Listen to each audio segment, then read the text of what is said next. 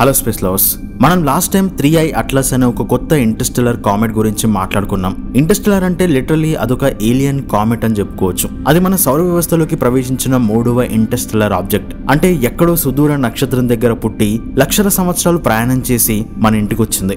దీని గురించి last time మాట్లాడుకున్నప్పుడే ఇది మామూలు తోకచుక్క కాదు, చాలా వింతగా ఉంది అని చెప్పుకున్నాం. ఎందుకంటే మన శాస్త్రవేత్తలకు అప్పటికే దీని గురించి 3 మిస్టీరియస్ క్వశ్చన్స్ పుట్టుకొచ్చాయి. దాంట్లో దేనికి సమాధానం దొరకలేదు. అందులో ఫస్ట్ ఏంటంటే దీనికోసం స్పేస్ లో ఉన్న most powerful James Webb telescope రంగంలోకి దిగింది. ఈ టెలిస్కోప్ అనేది ఏ వస్తువునైనా సరే ఇన్ఫ్రారెడ్ లైట్ లో చూస్తుంది. అంటే ఇది వేడిని, కెమికల్స్ ను డిటెక్ట్ చేస్తుంది. సో జేమ్స్ వెబ్ టెలిస్కోప్ తో ఆ కామెట్ ను చూసి దాన్ని పరీక్షించినప్పుడు మొదటి వింత బయటపడింది. సాధారణంగా మన సౌర వ్యవస్థలోని తోకచుక్కలకు నీటి మంచు అనేది ఇంజన్ ఆయిల్ లా పనిచేస్తుంది. అండ్ అవి సూర్యుడి దగ్గరికి రాగానే ఆ మంచు ఆవిరైపోయి గ్యాస్ గా మారి దుమ్మును బయటికి నెడుతుంది. అదే మనకు తోకలా కనిపిస్తుంది. కానీ 3i అట్లాస్ లో నీరు చాలా తక్కువగా, అంటే కేవలం 4% మాత్రమే ఉంది. ఇది చాలా వింత. ఎందుకంటే తోకచుక్కలు అనేవి మంచు, ధూళితో నిండిన డర్టీ స్నోబాల్స్. వాటికి నీరే ప్రాణం లాంటిది. నీరు లేకుండా తోకచుక్క ఎలా ఉండగలుగుతుంది?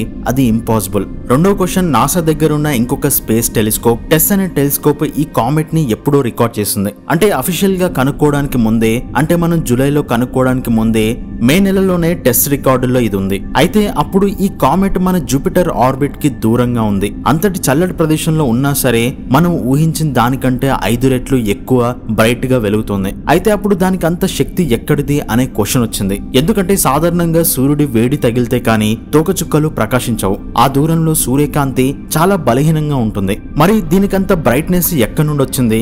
మేబీ దాంట్లో మంచు, నీరు కంటే ఎక్కువగా అతి తక్కువ ఉష్ణోగ్రతకే ఆవిరయ్యే నైట్రోజన్ లేదా హైడ్రోజన్ పదార్థాలు ఉండి ఉండాలి అనేది ఒక అంచనా.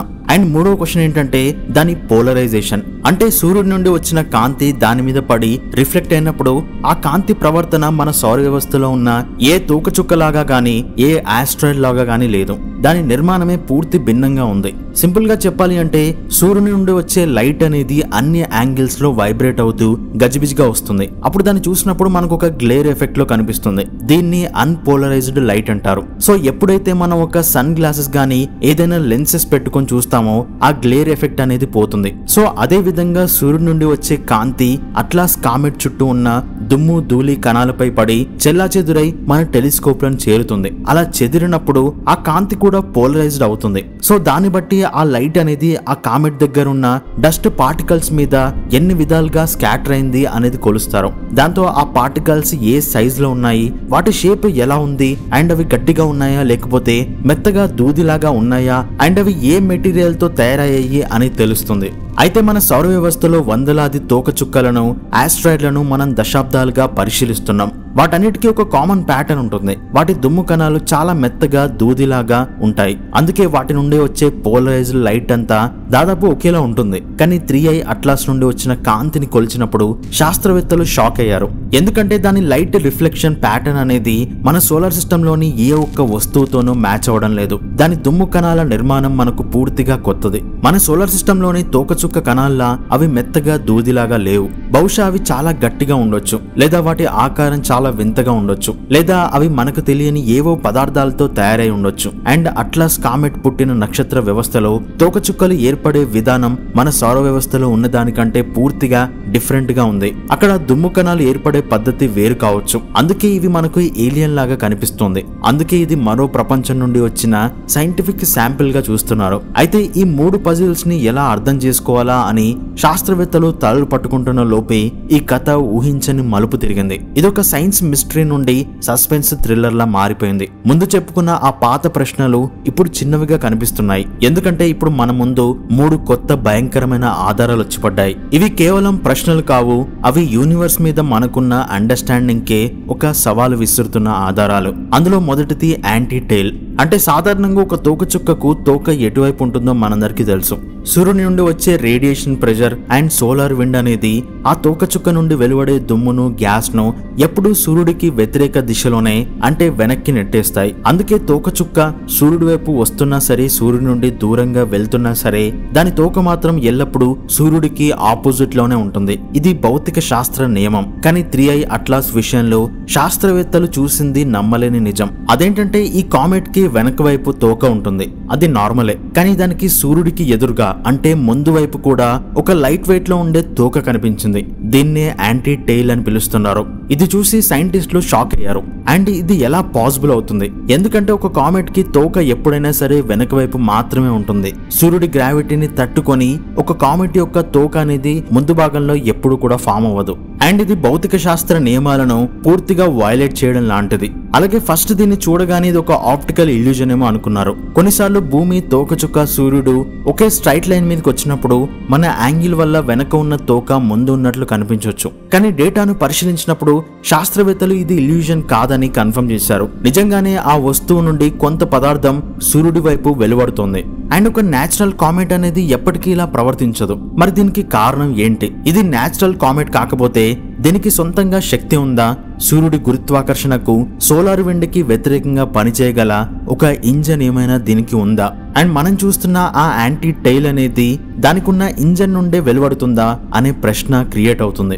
సో ఈ ఒక్క ప్రశ్న చాలు ఎవరికైనా వెన్నులో వణుకు పుట్టించడానికి. కానీ కథ ఇక్కడితో ఆగలేదు. రెండో క్లూ కూడా ఉంది. ఇది అన్నిటికంటే పెద్ద బాంబ్. అదేంటంటే హవాయిలో ఉన్న కెక్ టెలిస్కోప్ తో 3i అట్లాస్ ను డీప్ గా ఎగ్జామిన్ చేశారు. ఇది స్పెక్ట్రోస్కోపీ అనే టెక్నిక్ ని ఉపయోగించింది. అంటే ఒక వస్తువు నుండి వచ్చే కాంతిని విడదీసి ఆ కాంతి ఏ ఏ రంగుల్లో ఉన్నాయో చూసి ఆ వస్తువు ఏ పదార్థాలతో తయారైందో చెప్పగలదు. అండ్ ఆ రిజల్ట్ వచ్చినప్పుడు శాస్త్రవేత్తలు నమ్మలేకపోయారు. ఆ కాంతిలో నికెల్ గ్యాస్ ఉన్నట్టు క్లియర్ గా తెలిసింది. సరే, తోకచుక్కలో నికెల్ ఉండొచ్చు, అందులో వింతేముంది అని మీరు అనుకోవచ్చు. కానీ దానితో పాటు ఉండాల్సిన ఐరన్ వాయువు మాత్రం 0, కొంచెం కూడా లేదు. సో ఇప్పుడు నేను చెప్పేది జాగ్రత్తగా వినండి. ప్రకృతిలో ఈ విశ్వంలో నికెల్ మరియు ఐరన్ ఈ రెండు కవల పిల్లలు లాంటివి. నక్షత్రాలు పేలిపోయినప్పుడు ఈ రెండు మూలకాలు ఒకేసారి ఒకే చోట పుడతాయి. అందుకే ఈ విశ్వంలో ఎక్కడ చూసినా, ఏ గ్రహంలో, ఏ ఆస్ట్రాయిడ్ లో చూసినా సరే నికెల్ ఎక్కడుంటే ఐరన్ కూడా ఖచ్చితంగా అక్కడ ఉంటుంది.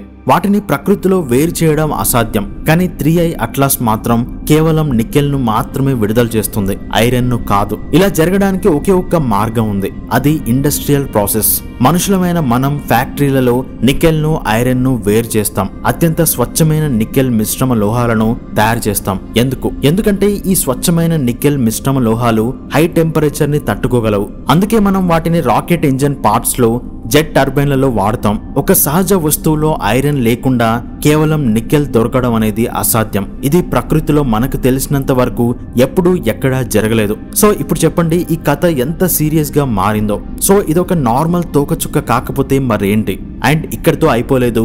సైంటిస్టులకు ఈ రెండు ఆధారాలతోనే తల తిరిగిపోతుంటే మూడో వింత వచ్చి చేరింది. ఇది మిస్టరీకి కొంచెం మసాలా యాడ్ చేసినట్టయింది. 1977లో ఖగోళ శాస్త్రవేత్తలు రేడియో టెలిస్కోప్లతో ఆకాశాన్ని శోధిస్తుండగా ఒక నమ్మశక్యం కాని సంఘటన జరిగింది. వాళ్ళకి ఆకాశంలో ఒక నక్షత్ర మండలం నుండి 72 సెకండ్ల పాటు చాలా బలమైన, ఇంటెలిజెంట్ గా అనిపించే రేడియో సిగ్నల్ వచ్చింది. అది ఎంత బలంగా ఉందంటే ఆ డేటాను చూసిన ఆస్ట్రోనామర్ జెర్రీ ఎమాన్ ఆశ్చర్యంతో ఆ పేపర్ పై వావ్ అని రాశారు. అప్పటి నుండి దానికి వావ్ సిగ్నల్ అని పేరు వచ్చింది. అది ఏలియన్స్ నుండి వచ్చిన సిగ్నల్ అని చాలా మంది నమ్మారు. కానీ ఆ తర్వాత ఆ సిగ్నల్ మళ్ళీ ఎప్పుడు ఎక్కడి నుండి వినపడలేదు. అది ఇప్పటికీ సైన్స్ చరిత్రలో అదొక పెద్ద మిస్టరీ. సరే, ఆ పాత కథకు మన 3i అట్లాస్ కు సంబంధం ఏంటి అని అనుకుంటారేమో. సంబంధం ఉంది. ఈ 3i అట్లాస్ అనేది అనంతమైన ఈ ఆకాశంలో ఏ దిక్కు నుండైనా రావచ్చు. కానీ ఇది సరిగ్గా ఆ 1977 నాటి వావ్ సిగ్నల్ ఏ దిశ నుండి అయితే వచ్చిందో సరిగ్గా అదే వైపు నుండి వస్తుంది. ఇది కేవలం యాదృచ్ఛికమా, లేక ఆ సిగ్నల్ కు ఈ వస్తువుకు ఏమైనా సంబంధం ఉందా అనే ఒక కొత్త ఛానల్ ఓపెన్ అయింది. సో ఇప్పటి వరకు మనం చెప్పుకున్న ఈ 3 ఆధారాలు, అంటే సూర్యుడికి ఎదురుగా పుట్టిన యాంటీ టెయిల్, అలాగే ఐరన్ లేకుండా కేవలం నికెల్ ఉండడం, వావ్ సిగ్నల్ నుండి రావడం, ఇవన్నీ కలిసి ఒకే ఒక్క వ్యక్తి వైపు వేలు చూపించాయి. ఆయనే హార్వర్డ్ యూనివర్సిటీ ప్రొఫెసర్ ఆవిలోబ్.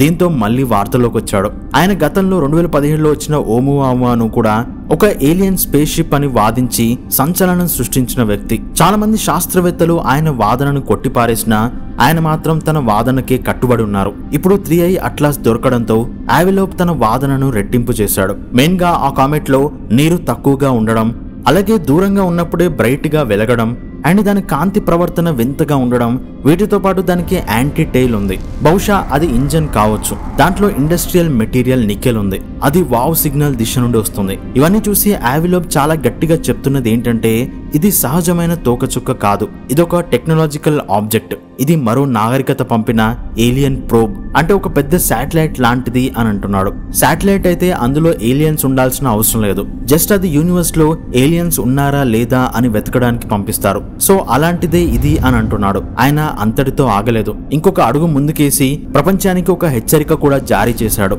అక్టోబర్ 29 లోపే మీ వెకేషన్లు పూర్తి చేసుకోండి అని. ఎందుకంటే 3i అట్లాస్ అక్టోబర్ 30వ తేదీన సూర్యుడికి అతి దగ్గరగా వెళ్ళబోతుంది.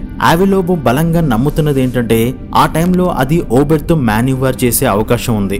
అంటే సూర్యుడి గురుత్వాకర్షణ శక్తిని ఉపయోగించుకుంటూ అదే సమయంలో తన సొంత ఇంజన్లను మండించి తన వేగాన్ని ఊహించినంతగా పెంచుకొని ఇక్కడ నుండి వేరే నక్షత్రానికి దూసుకుపోవచ్చు. అది ఒకవేళ నిజంగా ఇంజన్లను మండిస్తే అది మనకు స్పష్టంగా కనిపిస్తుంది. ఈ ప్రకటనతో ప్రపంచవ్యాప్తంగా కలకలం మొదలైంది. నిజంగానే ఇది ఏలియన్ స్పేస్ షిప్ అక్టోబర్ 30న ఏం జరగబోతుంది? అందరూ ఉత్కంఠతో ఎదురు చూస్తున్న సమయంలో ఆవిలోబ్ హెచ్చరికలతో లోకం మొత్తం టెన్షన్ లో ఉన్న సమయంలో టెలిస్కోప్ తో అబ్జర్వ్ చేస్తున్న ఖగోళ శాస్త్రవేత్తలు ఒక ట్విస్ట్ ఇచ్చారు. అక్టోబర్ 22న, అంటే సరిగ్గా ఆ హెచ్చరిక వచ్చిన కొద్ది రోజులకే నార్డిక్ ఆప్టికల్ టెలిస్కోప్ ఈ తోకచుక్క యొక్క కొత్త ఫోటోలను తీసింది. ఆ ఫోటోలు చూసిన శాస్త్రవేత్తలకు దిమ్మ తిరిగింది. ఆ ఫోటోస్ లో ఆ యాంటీ టెయిల్ మాయమైంది. కొన్ని రోజుల క్రితం వరకు సూర్యుడికి ఎదురుగా స్పష్టంగా కనిపించిన ఆ వింతైన పొగ ఇప్పుడు పూర్తిగా అదృశ్యమైంది. 3i అట్లాస్ ఇప్పుడు ఒక సాధారణ తోకచుక్కలాగా కేవలం వెనకకు మాత్రమే తోకను కలిగి ఉంది.